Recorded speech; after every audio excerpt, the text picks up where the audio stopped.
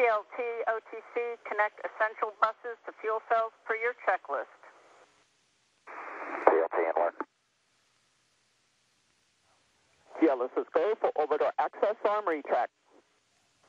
Atlantis, this OTC, this day has been over 30 years in the making. There have been many fabulous missions throughout the years. On behalf of KSC launch teams past and present, we salute the entire astronaut corps for their dedication, not only for our expanded knowledge of the universe, but for the improvements you have contributed to on Earth. Have an excellent mission and Godspeed. Fantastic words, Roberta. Thank you very much. Great to your team. Thank you, sir. It's Orbiter Test Conductor Roberta Wyrick from United Space Alliance.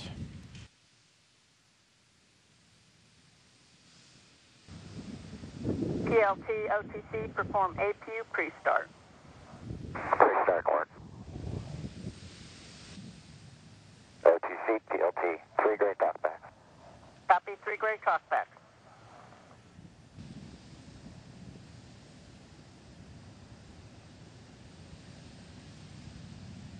TLT OTC, perform APU start.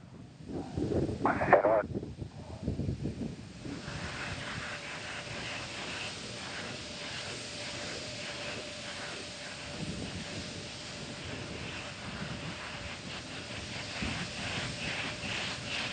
Flight crew OTC, close and lock your visors and initiate O2 flow.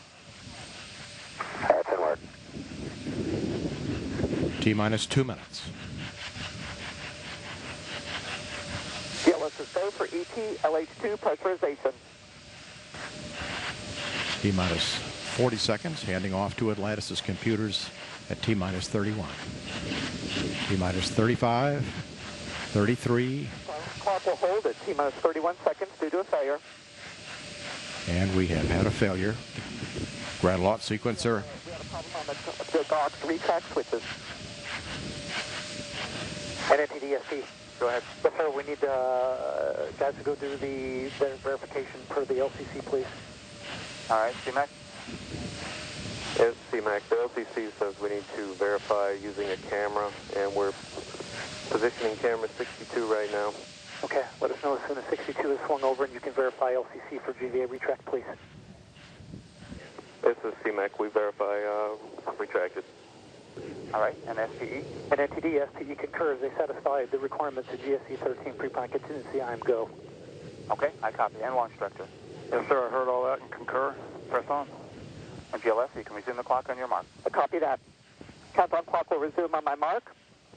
3, 2, 1, mark. T-minus. Go for auto sequence start. Handoff to Atlantis' computers has occurred. Solid rocket booster nozzle steering check and work. 20. Firing chain is armed. 15. Go for main engine start. T-minus 10, 9, 8, 7, 6, 5. All 3 engines up and burning. 2, 1. 0 and liftoff, the final liftoff of Atlantis on the shoulders of the space shuttle. America will continue the dream. Program, Houston. Roger, roll, Atlantis. Houston now controlling the flight of Atlantis. The space shuttle spreads its wings one final time for the start of a sentimental journey into history. 24 seconds into the flight, roll program complete. Atlantis now heads down, wings level on the proper alignment for its 8.5-minute ride to orbit. 4.5 million pounds of hardware and humans taking aim on the International Space Station. 40 seconds into the flight, the 3 liquid fuel main engines throttling back to 72% of rated performance in the bucket, reducing stress on the shuttle as it goes transonic for the final time. Engines now revving up, standing by for the throttle up call.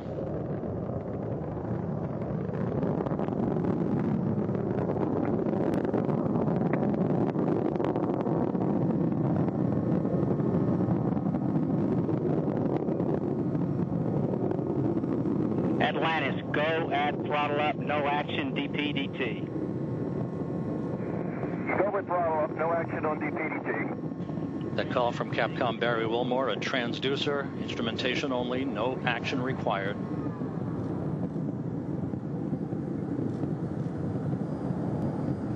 Atlantis now 15 miles in altitude, already 16 miles downrange from the Kennedy Space Center, 1 minute 40 seconds into the flight. Atlantis flexing its muscles one final time.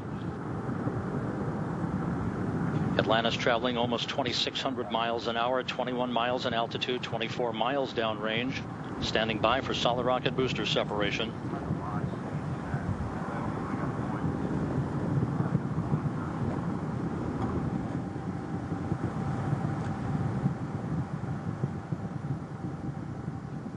Booster officer confirms staging a good solid rocket booster separation. Guidance now converging. The main engine steering the shuttle on a pinpoint path to its preliminary orbit. 2 minutes, 20 seconds into the flight. Atlantis already traveling 3,200 miles an hour, 35 miles in altitude, 50 miles downrange.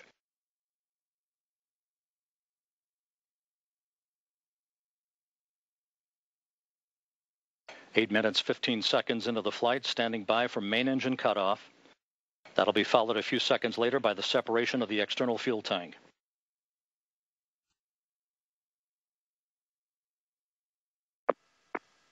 Booster officer confirms main engine cutoff.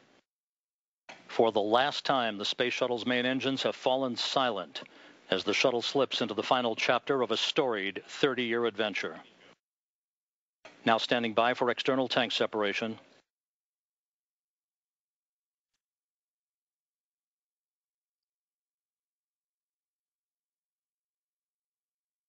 Atlantis off the tank. Commander Chris Ferguson will be maneuvering Atlantis now into an orientation to enable Sandy Magnus to capture digital still imagery of the external fuel tank as it drifts away. So OHMS 1 is not required. Your preliminary OHMS 2 TIG, 37 minutes. 37 minutes, no OHMS 1 required, thanks.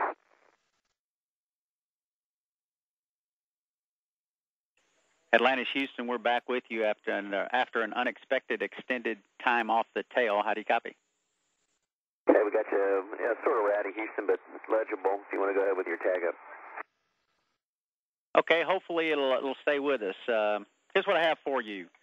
Our imagery observations are ongoing, but so far we see nothing that would indicate any concern for the vehicle or success of the mission.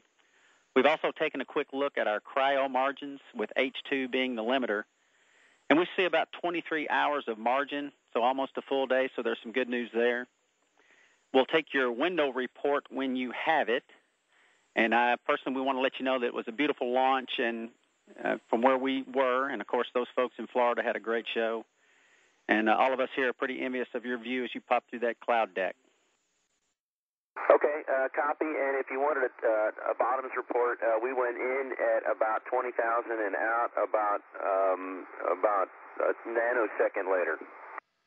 That's what we expected.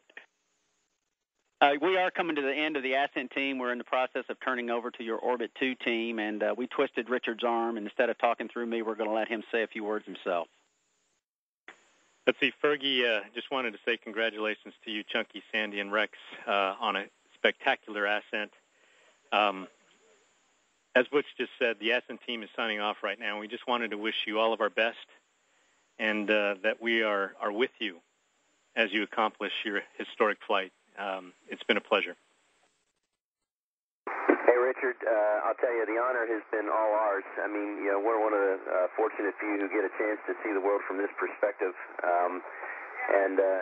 I want to thank you guys, and boy, I'll tell you, I cannot wait to hear the story, both A, coming out of the T-minus 9 hold, and B, at T-minus 31 seconds. I'm sure there were a few folks on the edge of their seats down there. If I could just pass to you and your team, I know we're going to see a few of you for entry. I would like to just kind of, recognize a few folks that have been just key to this program for years and years. The first one being Mark McDonald. I don't think we're going to see him for entry. Tom Arnold, of course, king of the boosters, and Joe Jones. I don't think we're going to see you for entry either. You guys have just been fantastic, and not the least of which, Richard. You guys are all heroes in our mind. You certainly deserve round of applause, and I'd like you to stand up and take one right now if you could. It's been just a pleasure of a lifetime working with you.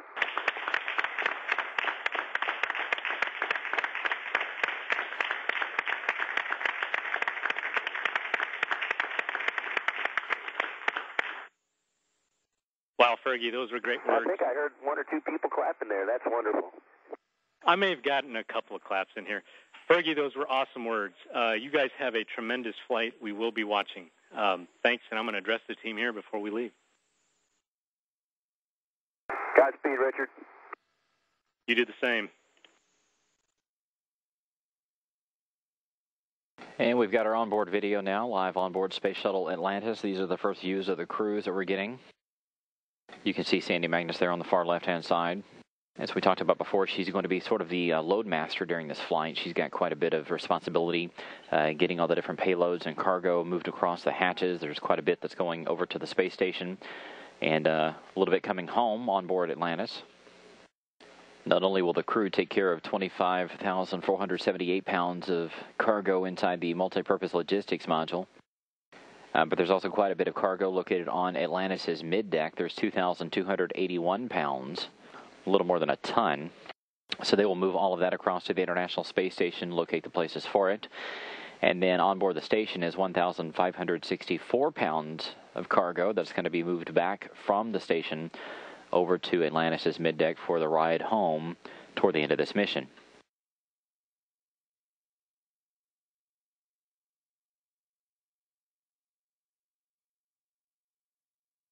If you look closely, you can see the test out of the latches on the end of the shuttle's robotic arm. It's merely 3 cables that basically snap together and grab onto something. A lot of people always ask us exactly how the robotic arm latches onto something, but you saw it happen just there. It's fairly quick, but those 3 snares basically pull across each other and pull taut. And that is how that robotic arm actually does its operations.